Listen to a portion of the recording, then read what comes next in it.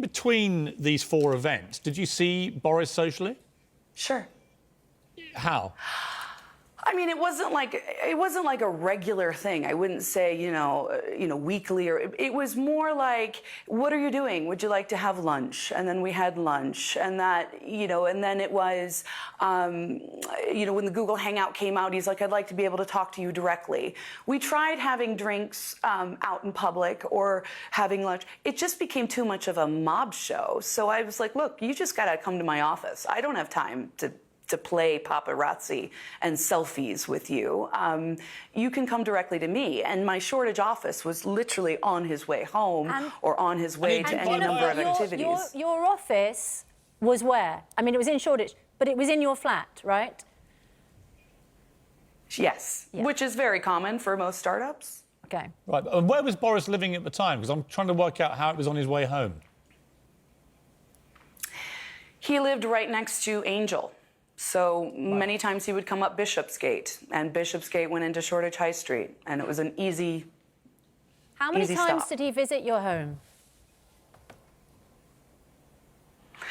Well, you mean my office? Yes, your office. My office had 1,200 square feet, and there were 3 little bedrooms. There was plenty of office space for him to come visit, in where he did come visit. And I've been asked this so many times. I'm not really sure how many times, but it's never like he stayed at any great length. Right? He was always late, and then I would say something about him being late, and he'd say, well, should I not have come at all? And then I was like, OK, well, you're here, so you've got 5 minutes. Let's talk. But how many times roughly are we talking? 10, 20, 50? What would you say? I mean, a handful. What's a handful, Jennifer? A handful over a few years? I mean, I don't really know. And it wasn't like he always came to my flat. Sometimes we would meet, out in public.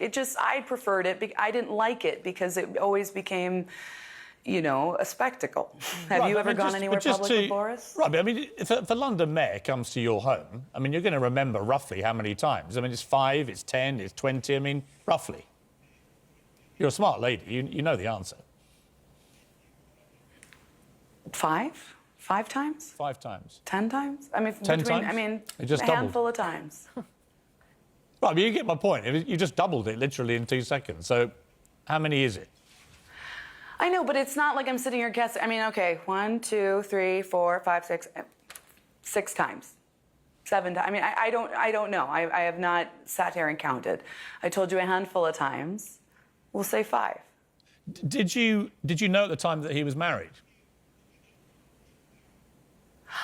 I had read about that in the news. I didn't have any discussion with him about it. Did you feel that it was normal behaviour for the London mayor, the married London mayor, to come to your home in Shoreditch on a regular basis? I mean, to be honest, did you think that was normal? You mean, did I think it was normal that he came to my office like many other tech professionals, government officials did? No, I didn't think it was awkward at all. You have a pole, famously, in your home there in Shoreditch. What happens with that pole? That I do. S-Factor classes were quite the rage, and I love core strength, so I tried it out. It was also one of those things when I started when I was doing my startup, we would rent out on Airbnb, and I had such a great open space that it was a perfect conversation starter for most people. They like to have drinks and they dance around the pole. Did you ever use the pole when Boris was there? Oh, God. No. It's the kind of thing he'd love. Come on, it's the kind of thing he'd love, that. All men do, but no. If anything, we'd always have a laugh about it. If anything, I asked him. And have a go. Boris didn't try and use it for a laugh. I'm never going to tell you that. Oh! That's not exactly a categoric denial, is it, Miss Arcuri? I'm just having a little fun. The poll was just a simple, fun thing. It was the thing that everybody. I threw it a fantastic Halloween party. I lined it like red carpet, like Hollywood style, and I put my logo plastered across the entire backdrop of the. So the entire pictures and all the social media action had my logo plastered everywhere. I love how the press said that I dressed up in a Halloween costume for the Innotech Summit. That was a Halloween party. But just to clarify, Boris and never... And the idea was just... Did you ever show Boris the poll? Did you ever discuss it with him? The poll sat in the living room. Yes, he saw the poll. No, I did not have at-length discussions about pole dancing. I made a joke once if he wanted, I could show him a few things, but that was about it. There was nothing, like I asked him to, like I just said, I asked him to have a go, and it was a laugh, and that's it. And did he have a go? Can you imagine Boris Johnson on a pole? Yeah, yes, we can. Yeah, very much come so. on. Yeah, yeah. We just want the evidence. When you asked him if he did he get up and have a try or not? No, he sat down with his tea and started muttering. I don't know. Jennifer, I've got to ask you the obvious question, which is this, according to all the Sure. reports in the papers, you told at least 4 or 5 people independently that you'd had an affair with Boris Johnson. Is that true? Did you have an affair with Boris Johnson? And the only significance of the question is obviously because you know there have been suggestions of impropriety on the professional side which make this relevant as a question. So just to clear this up, did you have an affair with Boris Johnson?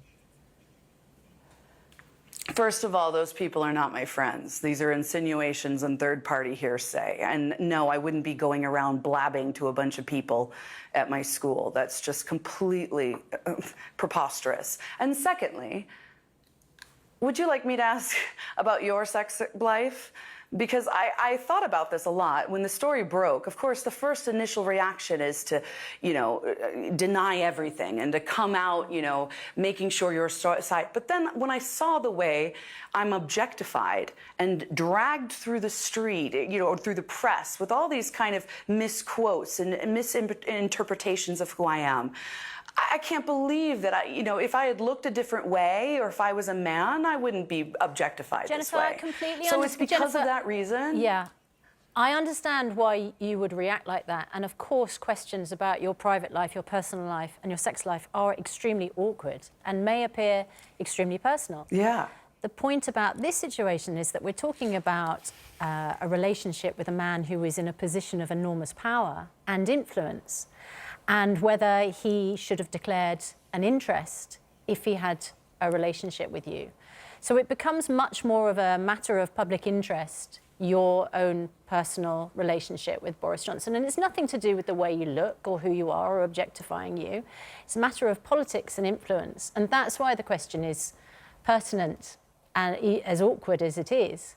So we have to ask again, clearly there was chemistry, clearly there was a connection. Boris Johnson is visiting your office, which is also where you live. Did that relationship develop into an intimate relationship? I think we're forgetting that Boris is extremely personable, and it wasn't like he singled me out. He is there to, talk to anybody who gets in his face enough, and he was always a really good friend. And I think it's quite unfortunate that it becomes that a good friend who has now been, now I'm dragged into the middle of this horrific scandal, and the answer that I'm going to give is now going to be weaponized against this man. It's really categorically no one's business what private life we had or didn't have, and categorically more important, Boris never ever gave me favoritism. Never once did I ask him for a favor. Never once did he write a letter of recommendation for me. He didn't know about my asking to go to trips. He only knew me as an extremely passionate entrepreneur of the London tech scene. Jennifer, we don't want to flog this part of it because we've got to get to the more serious allegations. But just to put on the record, did you ever have any intimate relationship with Boris Johnson? Yes or no?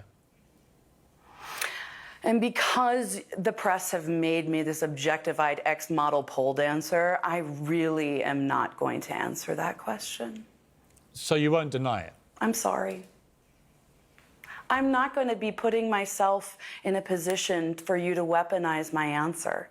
No, I get it. I'm being used as a pawn. This I don't want to entire use you. thing is I don't want to use you crazy as. charade. I don't want to use you as a weapon or a pawn or anything. It's simply that obviously the answer to that question is clearly relevant to the other questions we're going to ask you about the alleged impropriety, because the nature of your relationship is actually a matter of public interest. It's not.